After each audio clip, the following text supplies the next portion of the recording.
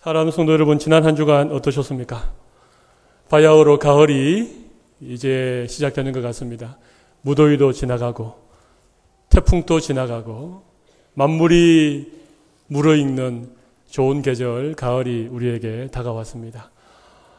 제가 여호수아 강해를 계속 하고 있었는데 오늘 잠시 멈추고 시편 말씀을 함께 나누려고 합니다. 다음 주일이 추석이고 우리 교회에는 부모님들이 많이 계시기 때문에 이렇게 멀리 떠나 있던 자녀들이 함께 와서 예배를 많이 드립니다.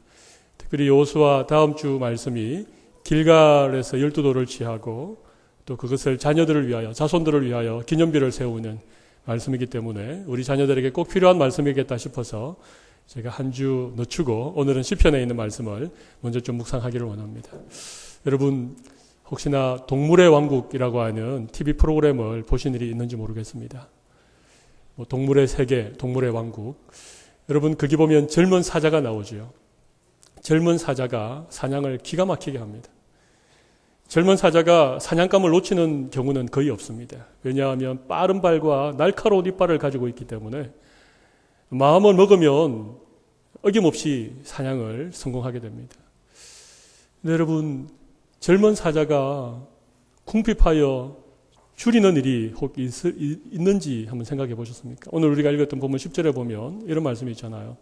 젊은 사자는 궁핍하여 줄일지라도.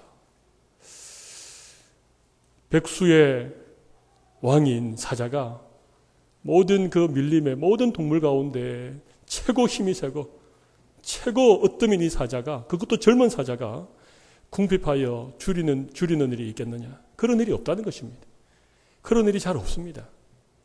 그런데 여러분 가끔 이 젊은 사자가 줄일 때가 있습니다. 언제 젊은 사자가 궁핍하여 줄이게 되는가? 이 젊은 사자가 사냥을 할 때 너무 이 자기의 힘과 자기의 빠른 발과 자기의 날카로운 이빨을 과신한 나머지 사냥에 최선을 다하지 않을 때에 사냥에 번번이 실패를 한다는 것입니다. 여러분 사자는 힘이 세지만 사자의 먹잇감이 되는, 사자의 사냥감이 되는 사슴이라든지 노루라든지 이런 동물들은 나름대로의 생존의 어떤 수단들이 있습니다. 빠른 발을 가졌다든지 아니면 잘 숨는다든지 아니면 땅속으로 피한다든지 나무 위로 올라간다든지. 그러니까 사자가 먹이를 사냥할 때에는 그냥 하지 않습니다. 조용히 다가가는 것이죠. 바람이 부는 반대 방향으로 다가가야 됩니다. 바람이 부는 방향으로 다가갔다간 이 냄새가 나기 때문에 금방 동물들이 알아차립니다. 바람이 부는 반대 방향에서 몸을 낮추고 거의 낮은 포복 수준으로 발소리를 죽여가면서 가까이에 접근해서 계속해서 기회를 노리고 있는 것입니다. 오랫동안 기다리고 기회를 노리고 있다가 그 가운데 연약한 것이 무리에서 떨어지고 그리고 가까운 거리에 왔을 때 갑자기 덤벼들어야 동물을 사냥할 수 있습니다. 그 정도의 어떤 노력과 최선을 다하는 것들이 필요한데 이 젊은 사자가, 경험이 많지 않은 젊은 사자가 자기의 힘을 믿고 자기의 스피드를 믿고 그냥 덤벼들었다가는 번번이 사냥에 실패를 한다는 것입니다. 그래서 하루를 굶고 일주일을 굶고 그러면서 처절하게 먹이를 사냥하는 법을 배워가는 이런 동물의 세계가 있습니다. 여러분 사자가 아무리 젊고 아무리 힘이 세워도 자기의 힘을 과신해서는 결코 사냥을 할 수 없습니다. 조그마한 토끼 한 마리도 잡기 어렵습니다. 여러분 다윗이 한때 젊고 힘이 대단했습니다. 그가 골리앗을 쓰러뜨렸을 때에 블레셋의 장수 골리앗을 17소년이 물맷돌 5개 가지고 골리앗을 쓰러뜨렸을 때에 온 이스라엘이 환호했습니다. 사울이 죽인 자는 천천히요 다윗은 만만히로다. 일약 이스라엘의 스타가 되었습니다. 떠오르는 그런 스타가 된 것입니다. 갑자기 유명해지고 갑자기 힘이 생기고 더군다나 사울 왕이 다윗을 총애해서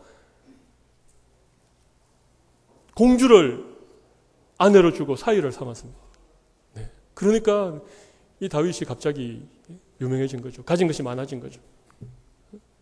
그런데 여러분이 잘 아시는 것처럼 다윗이 너무 인기가 좋아지고 다윗이 너무 이스라엘 백성들에게 흠모함을 받으니까 사울의 마음에 불안함이 생긴 겁니다. 야, 이러다가 내 왕위를 다윗에게 빼앗기겠구나. 그런 걱정을 하는 순간 이 악한 신이 이 사울에 들어와 가지고 이 사울이 헷가닥, 죄송합니다, 헷가닥이라고 해서 머리가 약간 이상하게 된 것입니다. 그래가지고 다윗을 향하여 창을 던지고 단창을 던지고 다윗을 죽이려고 했습니다. 여러분, 한 나라의 왕이 마음을 먹고 다윗 한 사람 죽이는 게 어렵겠습니까? 그러니까 다윗이 자기의 신변에 위협을 느끼고 자기 목숨에 어떤 두려움을 느끼면서 다윗이 사울을 왕을 피하여서 도망을 가게 됩니다. 바로 그 순간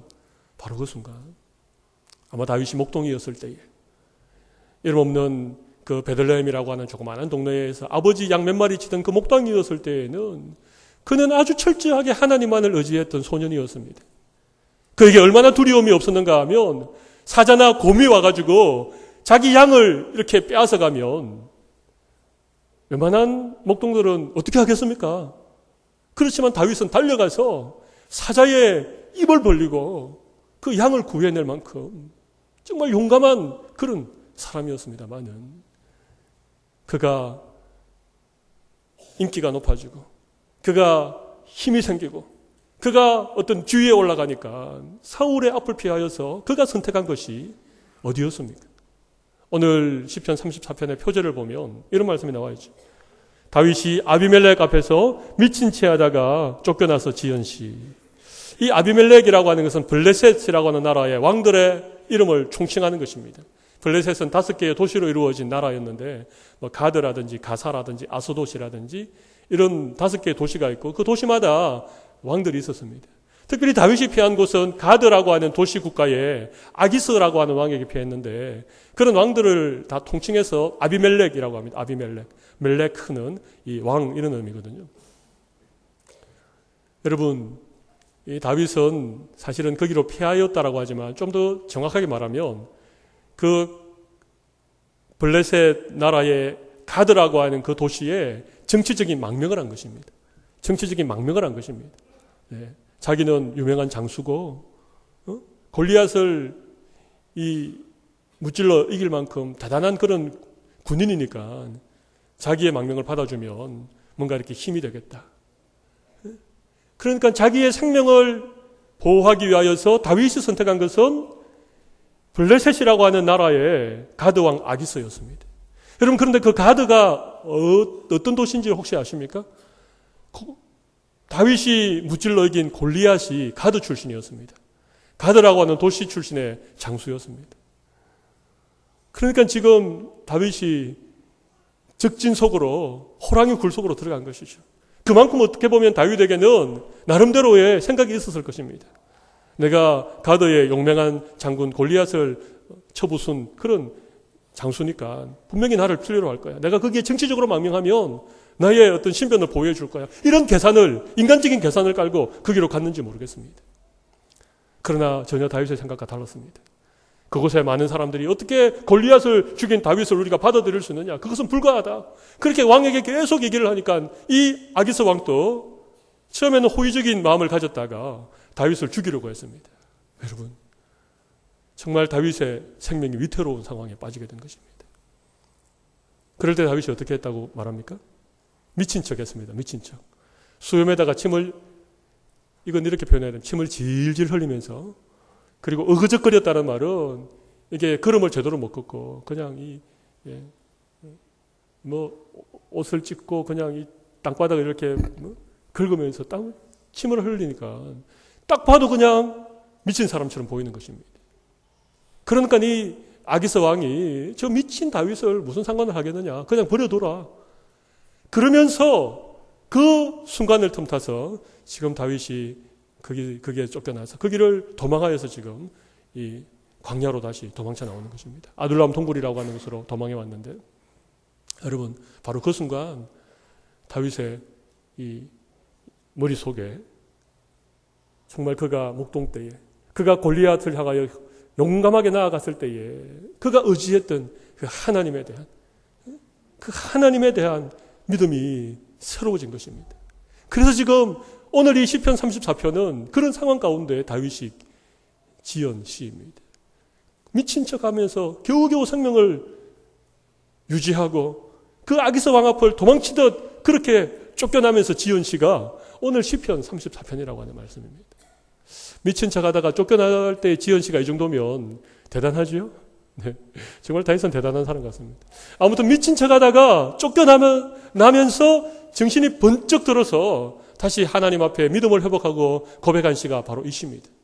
여러분, 우리가 세상 살아가면 다윗과 똑같은 경험은 아닐지는 몰라도 우리의 삶에 여러 가지 환난과 풍파가 다가올 수 있습니다. 우리의 생명을 위협하는 일을 만날 때도 있고 우리의 힘으로 어떻게 할 수 없는 여러 가지 힘든 상황을 우리가 맞닥뜨릴 때가 있습니다.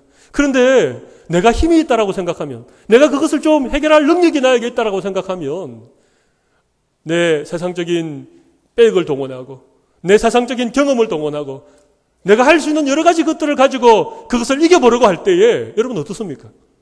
문제가 해결됩니까? 그 상황을 이길 수 있습니까?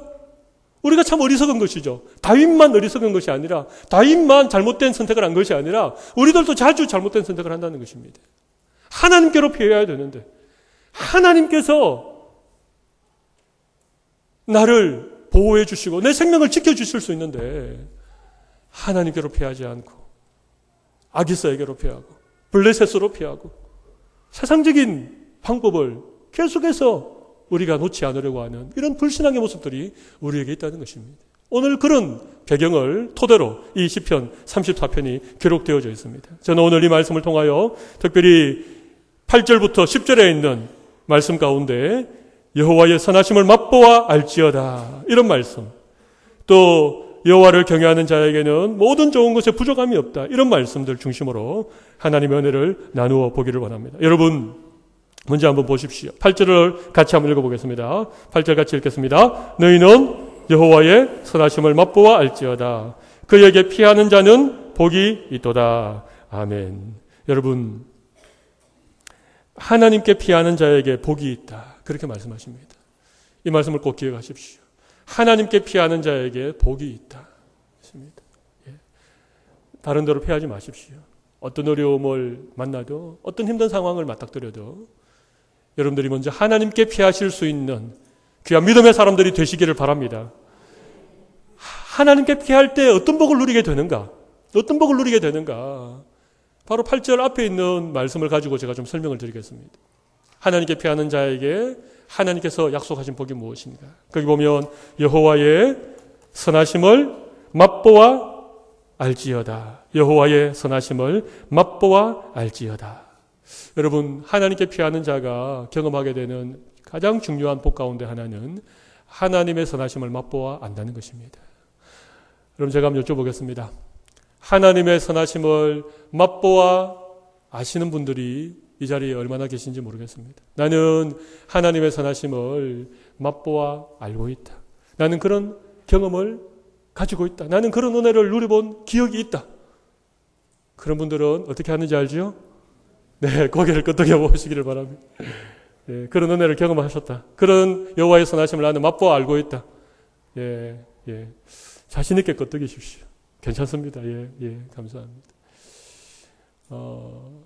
많은 분들이 그런 하나님의 선하심을 맛보아 알고 계시지만 이 자리에 계신 분들 가운데는 아직도 한 번도 그런 은혜를 경험하지 못한 분들이 계십니다. 교회는 오래 다녔는데, 신앙생활은 벌써 10년, 20년 그렇게 횟수로 오래 믿었는데 아직도 하나님에 대하여 지식적으로는 알고 있지만 하나님이 어떤 분이라고 하시더라, 성경에는 하나님이 이런 분이라고 기록되어져 있더라, 누구누구가 어떤 하나님을 경험했다더라, 그 정도는 알고 있지만 정말 내가 하나님을 맛보아 아는 분들이 이 자리에 그렇게 많지 않은 것 같습니다.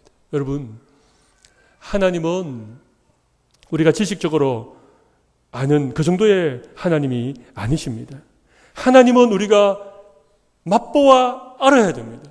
여러분, 여기에 그냥 안다라고 말하지 않고 맛보아 알지어다, 그렇게 말하는데 중요한 의미가 있는 것입니다. 원래 히브리어 단어 자체가 알다라고 하는 단어 자체가 여러분 많이 들어보셨을 것입니다. 알다라고 하는 히브리어 단어가 뭡니까? 야다. 그런 얘기 들어보셨죠? 야다. 이 얘기는 뭐 아마 설교 때 자주 하니까 많이 들어보셨을 것입니다. 히브리어의 야다라고 하는 이 단어는 지식적으로 아는 것을 의미하지 않습니다. 경험적으로 아는 것입니다. 경험적으로 아는 것입니다. 네. 그러니까 하나님의 선하심을 알라 그렇게 말해도 우리가 경험적으로 아는 것을 의미하는데 거기에 한 가지가 덧붙어 있습니다. 뭐라고 말하죠? 맛보아 알지어다. 여러분 혹시 요즘 마트에 가면 시식코너가 있지 않습니까? 시식코너. 여러분 시식코너 좋아하시죠? 네, 안 좋아하십니까? 물건을 사기 전에, 음식을 사기 전에 먼저 맛을 보라는 것입니다. 맛을 보고 맛있으면, 내 입에 맞으면 그것을 구입하는 것 아닙니까? 여러분 맛본다라고 하는 게 뭡니까? 내가 직접 경험해 본다는 것입니다. 내가 체험해 본다는 것입니다. 그게 맛보는 것입니다. 하나님의 선하심을 알되 맛보아 알지어다. 여러분 이런 은혜를 여러분들이 꼭 누리실 수 있기를 바랍니다. 근데 대체 어떻게 하나님을 맛보아 알 수 있습니까? 하나님은 영이시고 우리 눈에 보이지 아니하시고 하나님은 하늘에 계신데 어떻게 우리가 하나님을 맛보아 알 수 있습니까? 뭐 하나님이 우리에게 손가락이라도 좀 내주시면 좀 이렇게 하나님의 손맛도 보고 갈 텐데 그렇지 않잖아요. 하나님 영이신데 어떻게 우리가 하나님을 맛보아 알 수 있는가? 하나님 계신 데를 찾아가서 문을 똑똑똑 두드려서 하나님 저 좀 만나주세요. 그렇게 해서 만날 수 있는 분도 아니지 않습니까? 어떻게 하나님의 선하심을 맛보아 하는가? 제 말씀 잘 들으십시오. 비결을 알려드리겠습니다. 하나님의 인격의 결정체이고 신실한 약속의 말씀이자 하나님의 살아있는 하나님의 이 말씀을 통해서 우리가 하나님을 경험할 수 있음을 믿으시기 바랍니다. 하나님을 맛보아 알 수 있는 길이 어디에 있느냐? 말씀 속에 있습니다. 그냥 말씀을 많이 읽고 듣고 말씀을 많이 아는 정도가 아니라 어떻게 해야 되겠습니까? 말씀을 순종하는 것입니다. 여러분 이번 주일날 예배드리고 교회 문을 여는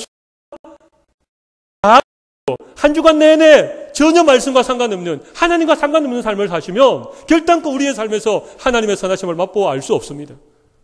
그러나 오늘 들은 말씀을 기억하고 또 내가 읽고 내가 생각나는 말씀들을 내 마음속에 가지고 한 주간을 사는 것이죠. 그래서 세상의 방식대로 사는 것이 아니고 하나님의 말씀을 기억하면서 하나님의 말씀에 순종하면서 그렇게 한 주간을 살면 분명히 이번 한 주간 하나님의 선하심을 맛볼 수 있는 은혜를 누리실 줄로 믿습니다. 저희 장로님들 얘기를 좀 하겠습니다. 우리 장로님들과 함께 제자 훈련을 하고 있습니다. 주일 오후 시간에 예배를 다 마치고 그렇게 훈련을 하는데 얼마나 행복한지 모릅니다. 우리 장로님들이 13분이십니다. 물론 우리 원로 장로님도 2분 계시고 은퇴 장로님 4분 계시지만 우리 이제 실무 장로님이 13분이기 때문에 우리 장로님들과 함께 제자 훈련을 받고 있습니다. 한 3시간 정도 훈련을 합니다. 많이 합니다. 힘든 훈련입니다. 그냥 말씀만 배우는 것이 아니고 그 말씀을 어떻게 우리의 삶 속에 실천할 수 있을까 이런 것도 훈련을 받습니다. 그래서 매주일 생활 숙제라고 하는 것을 이렇게 과제로 내어드립니다. 우리 장로님들에게 숙제를 내어드립니다. 장로님들 얼마나 잘 해오시는지 모릅니다. 그러면 뭐 배운 말씀을 생활 속에서 실천하고 또 경험한 것을 이제 느낀 점과 함께 이렇게 기록해서 함께 나누는 그런 것입니다. 지난번에 우리 성령 충만에 대해서 배웠습니다. 성령님이 우리와 함께 계시기 때문에 어떻게 우리가 성령 충만한 삶을 살고 어떻게 우리의 삶 속에서 성령의 열매를 맺을 수 있을 것인가 이런 말씀을 배웠습니다. 근데 제가 이제 장로님들의 그 생활 숙제를 제가 쭉 읽는 가운데 참 제 마음에 와닿는 말씀이 있었어요. 우리 장로님들 가운데 한 분이 이렇게 좀 관공서에서 이렇게 좀 영업을 하는 장로님이 계신데 뭐 정말 얼토당토않게 힘들게 하는 사람들이 있지 않습니까? 어떤 분이 너무너무 힘들게 하더라는 것입니다. 아무 이유도 없이 뭐 불평하고 뭐 문제가 있다느니 여러분 그런 일을 만나면 이게 참 힘듭니다. 우리 장로님도 정말 마음이 안 좋으셨는데 막 같이 한번 화를 내려고 하다가 제자 훈련 받았는데 성령의 열매는 온유와 절제와 오래 참음과 이런 거 배우니까 그래서 말씀을 순종하는 의미로 참으셨대요. 꾹 참고 그냥 이렇게 얼굴 붉히지 않고 지나갔는데 그 다음날 화장실을 갔는데 희한하게 바로 그분이 화장실에서 양치를 하고 계시대요. 바로 그 순간 웬만하면 그냥 뭐 모른 척하고 이렇게 좀 화장실 좀 참고 이렇게 돌아 나와야 될 텐데 그때 장로님이 말씀을 적용하셨대요. 뒤에 가서 이렇게 깨안듯이 이렇게 좀 간지럽히면서 이렇게 사랑하는 마음을 가지고 이렇게 인사를 했대요. 그러니까 이분이 얼마나 겸연쩍었겠습니까? 자기는 막 화를 냈는데 그 다음날 화장실에서 만나가지고 너무 반갑게 하니까 그래가지고 그냥 막 대충 막 이렇게 웃으면서 그냥 미안한지 양초도 제대로 안 씻고 그냥 급하게 화장실 나가더래요. 근데 바로 그 순간 장로님의 마음에 말할 수 없는 하나님의 은혜가 마음속에 찾아왔다는 것입니다. 여러분 그게 바로 하나님을 경험하는 거예요. 하나님의 말씀을 순종할 때 하나님께서 세상이 줄 수 없는 하나님의 은혜를 장로님이 경험하셨다는 것입니다. 여러분 이게 하나님의 선하심을 맛보아 아는 것인 줄로 저는 믿습니다.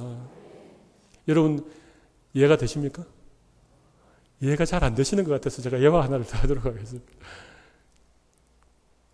또 우리 장로님 생활 숙제를 제가 한 가지 예를 더 드리겠습니다.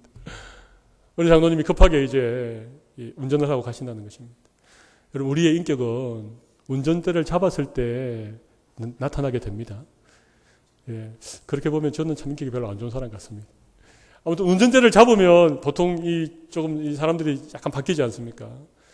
장로님이 좀 급하게 좀 시간이 늦어가지고 운전을 하고 가는데 그 일방 통행 도로 있지 않습니까? 일방통.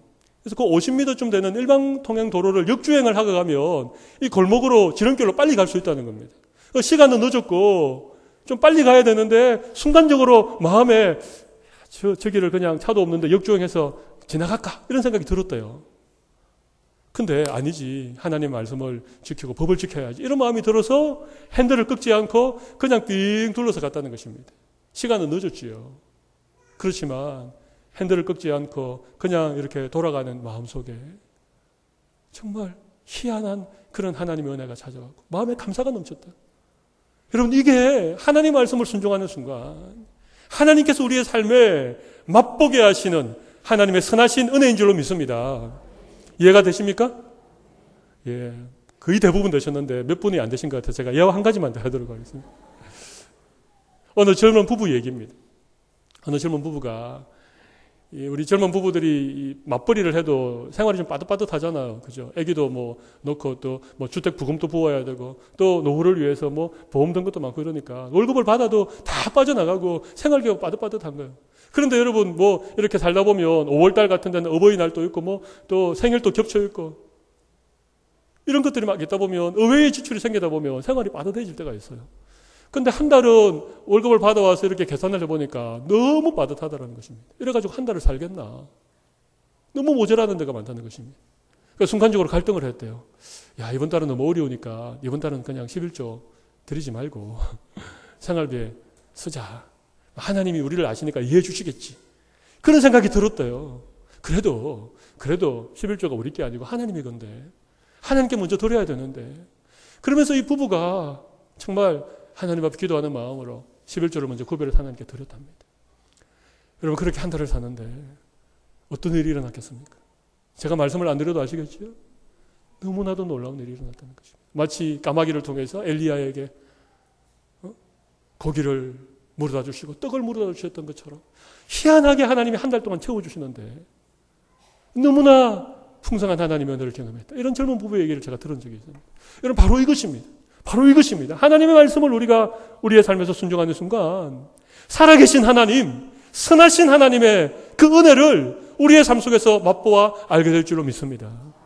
여러분 이번 한 주간 하나님께 피하시고 하나님의 말씀에 순종하는 삶을 사셔서 하나님의 선하심을 맛보아 하는 복을 누리시기를 바랍니다. 그런 은혜를 이번 한 주간 꼭 누리실 수 있기를 바랍니다. 여러분 그 다음 말씀 보십시오. 그 다음 10절 11절 말씀 보면 이런 말씀이 있죠. 젊은 사자는 궁핍하여 줄일지라도 여호와를 찾는 자는 모든 좋은 것에 부족함이 없으리로다. 아멘. 9절 보십시오. 너희 성도들아 여호와를 경외하라. 그를 경외하는 자에게는 부족함이 없도다. 부족함이 없도다. 10절에는 모든 좋은 것에 부족함이 없으리로다. 여러분 하나님을 경외하고 하나님을 찾는, 여기 찾는다는 말은 갈망하다. 그런 얘기입니다. 하나님을 갈망하다. 하나님을 찾고 하나님을 의지하고 하나님을 두려워하고 하나님께 피하는 자는 하나님께서 어떤 약속을 주셨습니까? 부족함이 없는데 모든 좋은 것에 부족함이 없으리로다. 이런 약속을 주셨습니다. 여러분, 부족함이 없는 인생, 여러분 어떻게 가능한 것일까요? 여러분, 부족함이 없는 삶에 대하여서 다윗은 시편 23편에 이렇게 노래했지요. 여호와는 나의 목자시니 내가 부족함이 없으리로다. 5절에 보면 기름으로 내 머리에 부으셨으니 내 잔이 넘치나이다. 내 잔이 넘치나이다. 부족함이 없다는 것은 차고 넘친다는 의미입니다.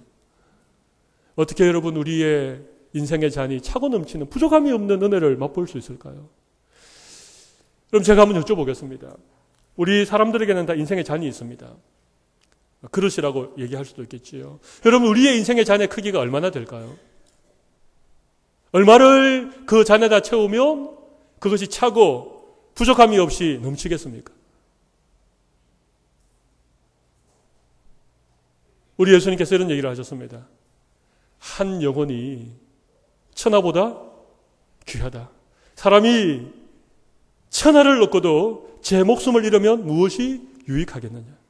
다시 말하면 우리의 인생은, 우리 한 사람 한 사람의 영혼은 천하보다도 더 귀하고 온 세상을 다 가져도 자기 목숨을 잃으면 소용이 없다는 것입니다. 하나님께서 우리를 만드실 때에 하나님의 형상을 따라 고귀한 존재로 만드셨기 때문에 우리 한 사람 한 사람은 천하보다도 귀한 존재들입니다. 그러므로 내 인생의 잔은 천하에 있는 것을 다 넣어도, 세상에 있는 것들로 아무리 채우고 또 채워도 결코 채워지지 않는 것이 우리의 인생의 잔입니다. 이거 모르셨죠, 여러분? 그래서 세상 사람들의 욕심이 끝이 없는 것입니다. 많이 가진 사람도 욕심이 끝이 없고 높은 자리에 올라가는 사람도 끝이 없는 것입니다. 욕심이. 왜 그런가 하면 인생의 잔이 그만큼 크기 때문에 그렇습니다. 아무리 세상에 있는 것들로 채워도 결코 인생의 잔은 채워지지 않습니다. 그런데 부족함이 없다, 그렇게 말할 수 있는 것은 거기에 뭔가 특별한 것으로 내 인생의 잔을 채웠기 때문입니다. 그것이 무엇인가 하면 10절입니다. 거기 보면 모든 좋은 것에 부족함이 없다는 것입니다. 우리의 인생의 잔에 모든 좋은 것으로 하나님 채워주시기 때문에 부족함이 없다는 것입니다. 그럼 여러분, 모든 좋은 것이 뭐겠습니까? 성경을 두 곳만 더 찾아보겠습니다. 먼저 마태복음 7장 11절을 한번 찾아보시기 바랍니다. 마태복음 7장 11절을 먼저 한번 찾아보십시오. 마태복음은 신약성경 맨 앞에 있는 성경이지요. 성경 가져오신 분들은 마태복음 7장 11절 말씀을 같이 한번 읽어보도록 하겠습니다. 시작. 너희가 악한 자라도 좋은 것으로 자식에게 줄 알거든 하물며 하늘에 계신 너희 아버지께서 구하는 자에게 좋은 것으로 주시지 않겠느냐. 하늘에 계신 너희 아버지께서, 하나님 아버지께서 구하는 자에게 좋은 것으로 주시지 않겠느냐. 구하는 자에게 좋은 것 주신다는 말입니다. 여기 좋은 것 나오죠. 좋은 것을 주신다. 자, 그 다음에 누가복음, 마태, 마가, 누가복음 11장 13절 말씀 찾아보십시오. 누가복음 11장 13절 말씀 찾아보십시오. 거기도 같이 한번 읽어보겠습니다. 누가복음 11장 13절 같이 읽겠습니다. 시작. 너희가 악할지라도 좋은 것으로 자식에게 줄 알거든 하물며 너희 하늘 아버지께서 구하는 자에게 성령을 주시지 않겠느냐 하시니라. 마태복음 7장과 누가복음 11장은 똑같은 산상수훈에 있는 말씀인데, 마태복음에는 구하는 자에게 무엇을 주신다고요? 좋은 것을 주신다. 하늘에 계신 너희 아버지께서 구하는 자에게 좋은 것을 주시지 않게 좋은 것을 주신다고 하셨습니다. 그런데 똑같은 말씀을 누가복음에는 뭐라고 기록하고 있습니까? 하늘 아버지께서 구하는 자에게 무엇을 주신다? 성령을 주신다. 좋은 것은 성령이에요. 가장 좋은 것은 우리에게 성령을 주시는 거예요. 여러분, 성령을 주신다라고 하는 것은 우선 성령의 은사를 주신다, 성령의 특별한 능력을 주신다, 그런 의미가 아니고, 성령을 주신다는 말은 성령 하나님 우리에게 주신다는 거예요. 여러분, 성령님은 하나님이시죠. 그러니까 성령을 주신다는 말은 뭡니까? 하나님 자신을 우리에게 주신다는 얘기예요. 할렐루야. 하나님 자신을 우리에게 주신다는 거예요. 하나님의 세상을 이처럼 사랑하사 독생자를 주셨으니, 하나님은 독생자 예수 그리스도를 우리에게 주셨습니다. 하나님은 삼위일체 하나님이시죠. 삼위일체. 성부 하나님, 성자 예수님, 성령 하나님. 세 분이 다 하나님이세요. 그러니까 독생자를 주신 것도 하나님 자신을 주신 것이고, 성령을 우리에게 주신 것도 하나님 자신을 우리에게 주신 거예요. 우리에게 주는 가장 좋은 것이 무엇인가? 하나님을 우리에게 주신다는 것입니다. 할렐루야. 여러분, 이 사실을 여러분 깨달으시기를 바랍니다. 모든 좋은 것에 부족함이 없게 하겠다. 이 말씀은 우리의 인생의 그릇을 이 세상에 있는 것으로 채우시는 것이 아니라 하나님으로 채우시고 하나님이 주시는 좋은 것들로 채워주신다. 이 사실인 줄로 믿으시기를 바랍니다. 그러니까 우리의 삶에 부족함이 없는 거예요. 세상에 아무 것이 없어도 하나님 한 분만으로 만족할 수 있는 인생. 모든 것을 다 가져도 하나님 한 분 계시지 않으면요, 참된 만족이 없어요. 감사가 없어요. 기쁨이 없습니다. 그러나 하나님이 내 인생의 잔을 채우시면 부족함이 없는, 내 인생의 잔이 차고 넘치는 그런 은혜를 주실 줄로 믿습니다. 여러분, 하나님을 경외하는 자, 하나님께 피하는 자, 하나님을 찾는 자에게 이렇게 모든 좋은 것에 부족함이 없도록 채워주시는 은혜를 주실 줄로 믿습니다. 여러분, 이번 한 주간 험한 세상 살아가는 동안에 이 은혜를 맛볼 수 있는 여러분들이 되시기를 바랍니다. 이런 하나님을 만날 수 있는 삶을 통하여, 경험을 통하여 알 수 있는 그런 귀한 은혜가 우리 모든 성도들에게 넘치기를 바랍니다. 우리 이 시간 한번 기도하겠습니다. 우리 기도할 때에 오늘 말씀을 생각하면서 한번 기도하겠습니다. 과연 나는 인생의 위기를 만났을 때에 어디로 피하는가? 혹시 다윗처럼 잘못된 선택을 하고 잘못된 결정을 하여서 세상으로 피하고 있지는 않는가? 여러분, 그곳에서는 우리가 참된 어떤 생명의 안전을 누릴 수가 없습니다. 하나님께 피해야 됩니다. 하나님을 찾아야 됩니다. 하나님을 경외하는 자에게 모든 좋은 것에 부족함이 없겠다라고 하신 이 말씀을 부여잡고 오늘 이번 한 주간 또 하나님의 선하심을 맛보아할 수 있는 귀한 은혜를 누리게 해달라고 이 시간 한번 우리 가슴에 다 손을 얹고 하나님 앞에 한번 통성으로 기도하도록 하겠습니다. 같이 기도하겠습니다.